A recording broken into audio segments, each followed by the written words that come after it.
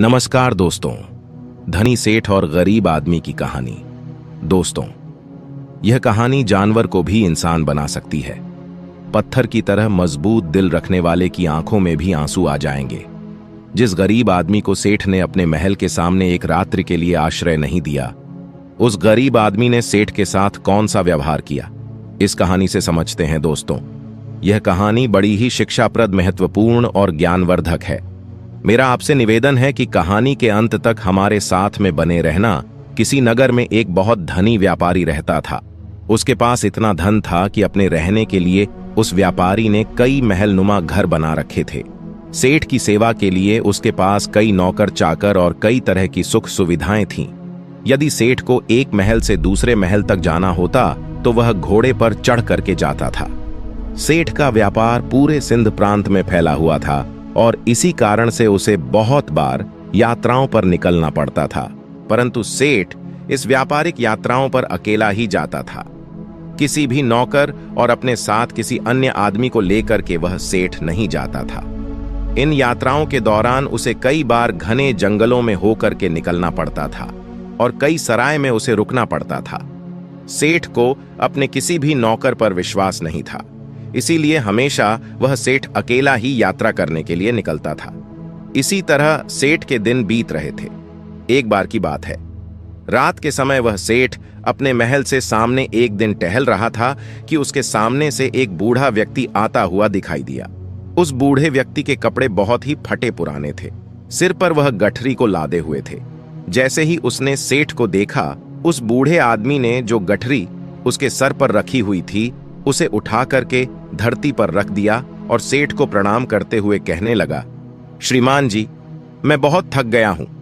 यदि आप आज्ञा दें तो यहां रात काट लूं।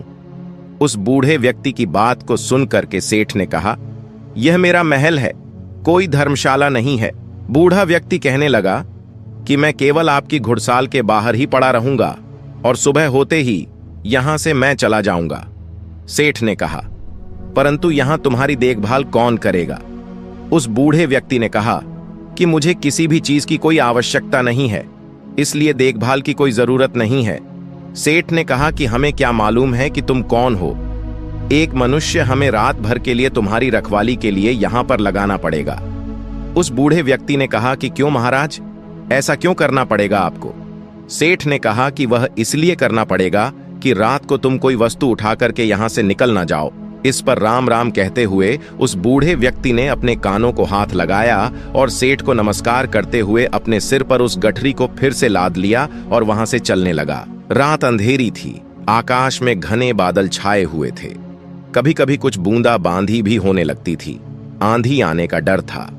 वह बूढ़ा व्यक्ति बुरी तरह से थक चुका था।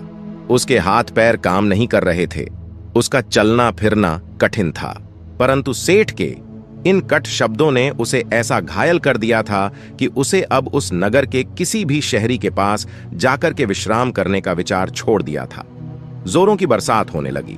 जिस तरह रात का अंधकार बढ़ता जा रहा था, उसी तरह से बूढ़ा भी अपने सर पर गठरी को लादे हुए आगे चला जा रहा था। समय बीतता गया। कुछ दिनों के बाद वह सेठ अपने मित्रों और अन्य सेवकों के साथ एक दिन शिकार खेलने के लिए जंगल में निकल पड़ा। शिकार खेलते समय उसे अपना घोड़ा एक हिरण के पीछे उसने लगा दिया। बहुत ही प्रयत्न करने के बाद वह उसके हाथ न लगा और इसी दौड़ धूप में वह सेठ अपने साथियों से आगे निकल चुका था। जंगल घना था और घने जंगल में घुस जाने के कारण वह सेठ अपने नगर का मार्ग भूल चुका था। लगभग घंटों वह जंगल में भटकता रहा। इतने में ही रात हो गई। आंधी चलने लगी, बादल छा गया। कोई भी ऐसा व्यक्ति नहीं था जो सेठ की किसी भी प्रकार से कोई सहायता कर सकता था। बेचारा थक करके चूर चूर हो गया। जब उसे कोई रास्ता नजर नहीं आया तो वह एक वृक्ष के नीचे बैठ गया। आंधी इतनी जोरों से बढ़ने लगी कि जंगल के जो वृक्ष थे वह सब टूट टूट करके गिरने लगे। आंधी के कारण अंधेरा बढ़ने लगा। हाथ को हाथ नहीं दिखाई दे रहा था। प्रकृति के इस प्रकोप से घबरा करके सेठ का जो घोड़ा था वह अपने बचाव के लिए इधर उधर भागने लगा। घोड़े का मालिक इतना थक चुका था कि उसे होश नहीं था। थोड़ी देर के बाद आंधी जब कुछ कम पड़ी, थोड़ी थोड़ी बरसात होने से चारों ओर जो फैली हुई धुल थी वह बैठ चुकी थी। आकाश को साफ हो गया था। तब सेठ ने देखा कि उसका घोड़ा उससे वहां से जुदा हो चुका है। उस सेठ ने उस घोड़े को 200 हज़ देकर के खरीदा था और उस घोड़े से बहुत ही प्यार करता था। उसे पालने में उसने किसी तरह की कोई कसर नहीं छोड़ी थी। अब तो सेठ को घर पहुंचने की कोई भी उम्मीद नहीं थी। कहते कि सवेरा होने के आसपास रात का अंधकार बहुत बढ़ जाता है और इसी तरह आशा और सूर्य की किरणों के पहुंचने से पहले निराशा और दुख का अंधेरा भी बहुत अधिक हो जाता है। बहुत अधिक दुखी और निराश हो जाने पर उस सेठ को दूर से एक व्यक्ति आता हुआ दिखाई दिया। पहले तो उस व्यक्ति को देख करके वह सेठ सहम गया, कहीं यह कोई व्यक्ति चोर या डाकू न हो जो उसे आकर के उसे लूट ले। परंतु जब उस व्यक्ति ने सेठ के पास आकर के नमस्कार करते हुए अपने होठों की मुस्कान से सेठ के हृदय को निर्मल कर दिया, सेठ को बड़ी उम्मीद दिखाई दी। उसे आशा का प्रकाश दिखाई देने लगा। हंसते हुए उस व्यक्ति ने सेठ से कहा, आप इतने क्यों घबराते हैं? साथियों के बिछड़ने से, राह भटकने से और किसी की सहायता न मिलने से। कहते हुए सेठ ने अपनी सारी जो राम कहानी थी उस व्यक्ति को सुना दी। उस व्यक्ति ने जब सेठ की कहानी सुनी तो उसको सेठ पर दया आ गई और वह सेठ को लेकर के अपनी झोपड़ी में चला गया। वहां जाकर उसने बताया कि वो अपने पिता के साथ रहता है। जो भी रूखा सूखा भोजन हम लोग खाते हैं आप भी खा लेना और यहीं पर रुक करके विश्राम कर लेना। सेठ ने कहा कि परंतु मेरे घोड़े का क्या होगा? उस व्यक्ति ने कहा, सुबह होने से पहले मैं आपके घोड़े को किसी भी तरह से ढूंढ लूंगा। सेठ ने कहा कि वो कैसे ढूंढोगे तुम? बड़ा घना जंगल है, इतनी अंधेरी रात है, तुम कैसे ढूंढ सकोगे? उस व्यक्ति ने कहा कि मैं इस जंगल के कोने कोने से परिचित हूं। सेठ ने कहा, तो क्या तुम मेरे साथियों को भी ढूंढ सकोगे? उस व्यक्ति ने कहा, यदि वे इस जंगल में हुए तो मैं अवश्य ही उन्हें ढूंढ निकालूंगा। इस उत्तर को सुनकर के उस अमीर सेठ को बड़ा ही संतोष हुआ। उसके मन में बड़ी उम्मीद जगी और इस तरह से वह सेठ पूरी तरह से निश्चिंत हो चुका था। वह अब भी सोया नहीं था कि उस व्यक्ति ने सेठ के सामने एक दूध का कटोरा ला करके रख दिया। सेठ ने कहा कि यह क्या है महाशय? उस व्यक्ति ने कहा कि सेठ जी, यह हमारी बकरी का दूध है। सेठ ने कहा कि तुम्हारे पास कितनी बकरियां हैं? उस व्यक्ति ने कहा कि मेरे पास तो सिर्फ एक बकरी है। सेठ ने कहा, क्या एक बकरी इतना दूध दे सकती है या एक शेर से अधिक नहीं होगा? तुम भी पियो। उस व्यक्ति ने कहा कि नहीं, पिताजी ने कहा है कि आज का जो भी दूध है वह केवल अतिथि सेवा में लगाया जा सकता है। आज हम लोग दूध नहीं पिएंगे। सेठ ने कहा कि ऐसा क्यों? उस व्यक्ति ने कहा कि हमारे यहां सबसे बढ़िया चीज दूध को समझा जाता है और अतिथि की सेवा में हम लोग इसको पेश कर देते हैं। मैं पिताजी का इकलौता पुत्र हूं और दूध हमारे यहां सर्वोत्तम भोजन समझा जाता है। पिताजी ने यह आपकी सेवा में भेजा है। सेठ ने कहा कि तुम तो सचमुच देवता हो। सेठ की बात को सुनकर के वह व्यक्ति कहने लगा, नहीं सेठ जी, देवता तो बहुत दूर की चीज है, हम तो पूरी मानवता को भी नहीं अपना सके। उसकी बात को सुनकर के सेठ ने कहा, नहीं भैया, मानवता तो आप में कूट कूट करके भरी हुई है। इस तरह बातें करते करते वह सेठ सो गया। अपने अतिथि की सच्ची सेवा करने वाला वह व्यक्ति चुपके से उठा और हाथ में मसाल लिया और अपने अतिथि के घोड़े को ढूंढने के लिए वहां से वह चल दिया। ढूंढते ढूंढते वह सुबह के समय के आसपास वह अपने अतिथि का घोड़ा लाकर के अपनी झोपड़ी पर लौट आया। जब उसकी मां ने देखा कि अतिथि का घोड़ा मिल गया है तो वह उठ करके घोड़े के लिए दाना डालने लगी। वह जानती थी कि घोड़ा जंगल से घास चर करके आया होगा, परंतु फिर भी उसने अतिथि के घोड़े की सेवा करना अपना परम कर्तव्य समझा। घोड़े को यदि दाना ना मिलता तो शायद अतिथि सेवा अधूरी समझी जाती। सुबह के समय जब वह अमीर सेठ सो करके जगा तो उसने देखा कि उसका जो घोड़ा है वह दाना खा रहा था और अतिथि सेवक, वह व्यक्ति उसके सामने हाथ जोड़े हुए कह रहा था, आज ईश्वर ने हमारी लाज रख ली। उसको सुनकर के सेठ ने पूछा कि कैसे? उस व्यक्ति ने कहा, सेठ जी, आपका घोड़ा सकुशल मिल गया। यदि वह सामने की ओर निकल जाता तो शायद बाघ उसे अपना शिकार बना लेता। इतना सुनकर के उस सेठ ने उस व्यक्ति को बहुत सा धन्यवाद दिया। इस समय उसे व्यक्ति की वृद्ध माता ने अतिथि के लिए दूध का कटोरा भर करके भेज दिया। दूध पी लेने के बाद सेठ ने घर लौटने की इच्छा प्रकट करते हुए कहा, मैं तुम्हारे पिताजी से मिलना चाहता हूं। वह नवयुवक अपने पिता को बुलाने के लिए गया।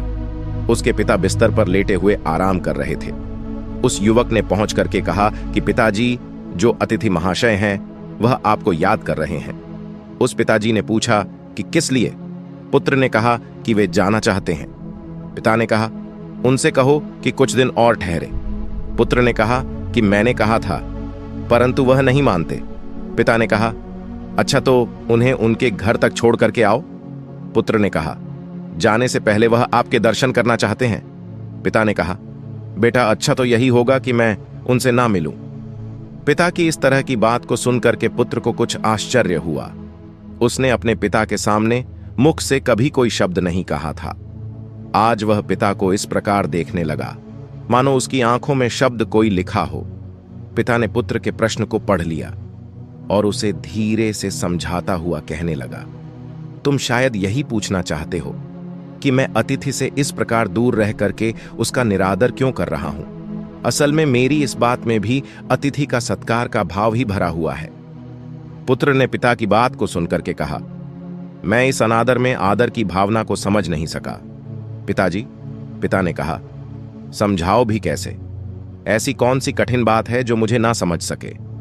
पिता ने कहा, यह एक व्यर्थ ही घटना है जिसके बारे में बताना नहीं चाहता। पुत्र ने कहा कि अच्छा तो अतिथि महोदय से आपके बारे में क्या कहूं? पिता ने कहा कि यही कि पिताजी बूढ़े हैं और रोगी भी हैं। वह बिस्तर से उठ करके चलने फिरने में असमर्थ, इसलिए उनका बाहर आना कठिन है। पुत्र ने अपने पिता का जो संदेश था वह जाकर के उस सेठ को सुना दिया। इस बात को सुनकर के सेठ कहने लगा, इस पवित्र स्थान पर आकर के मैं ऐसे महात्मा को देखे बिना यहां से कैसे वापस चला जाऊं, जिसके घर में भूले भटके को मार्ग दिखाया जाता है, जहां अतिथि की सेवा की जाती है, जी जान लगा करके की जाती है, जहां अपरिचित अतिथि के घोड़े को ढूंढने के लिए घर वाले अपनी जान की बाजी लगा देते हैं, और जहां जो घर की गृहिणी है वह अपना खान पान उठा करके अतिथि के घोड़े की पेट भरने के लिए तैयार करती है। तुम्हारे पिता को देखकर ही मेरा जीवन सफल हो सकता है। सेठ का संदेश पुत्र ने पिता तक पहुंचा दिया। अब बूढ़ा क्या करता, उसे सेठ के सामने आना ही पड़ा।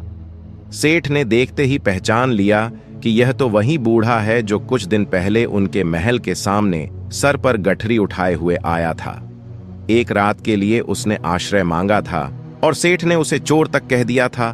कितनी दानव थी उसके दुर्व्यवहार में। इस वृद्ध के पुत्र ने अपनी मानवता का परिचय दे करके उस सेठ के हृदय को बिल्कुल बदल दिया था। अमीर सेठ हाथ जोड़ करके खड़ा हो गया और अपने दुर्व्यवहार के लिए उस बूढ़े व्यक्ति से क्षमा याचना करने लगा।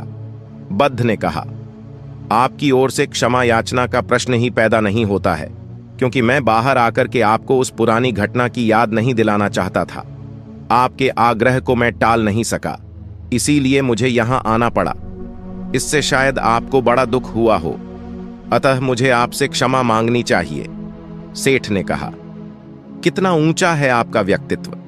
इतना कहकर के वह अमीर सेठ उस वृद्ध के चरणों में गिर पड़ा। उसके नेत्रों से पश्चाताप के आंसू झर रहे थे, उसके होंठ फड़फड़ा रहे थे, मानो वो यही कह रहे हों कि इस बूढ़े की झोपड़ी महलों से भी ऊंची है, क्योंकि जहां मानवता का निवास है। इसके बाद उस सेठ को सुरक्षित वह सेठ अपने घर में लौट आया। इस घटना के बाद उस सेठ का हृदय परिवर्तन हो गया। जहां कठोर हृदय वाला वह सेठ था, उसे किसी पर विश्वास और दया की भावना उसके मन में नहीं होती थी। वही सेठ बिल्कुल बदल चुका था। अब वह दीन और दुखियों की सेवा करता और उसके द्वार पर आने वाले जो भी अतिथि थे उनका पूरा स्वागत सत्कार करने लगा। सेठ का पूरा परिवर्तन हो चुका था। जो पत्थर दिल सेठ था वह पूरी तरह से पिघल चुका था। दोस्तों, यह कहानी आपको कैसी लगी है, एक प्यारा सा कमेंट करके जरूर बताना। इस चैनल पर आपको बहुत ही ज्ञानवर्धक कहानी, शिक्षाप्रद कहानी, पारिवारिक कहानी, सामाजिक कहानी, धार्मिक कहानी, पौराणिक कहानी, आध्यात्मिक कहानी, भक्ति कहानी, लोक कथा एवं हास्य कथा आदि अच्छी एवं मजेदार हिंदी कहानियाँ सुनने व देखने को मिलेंगी। अगर आपको ये कहानियाँ पसंद आए तो वीडियो को लाइक व शेयर करें और चैनल को सब्सक्राइब जरूर करें।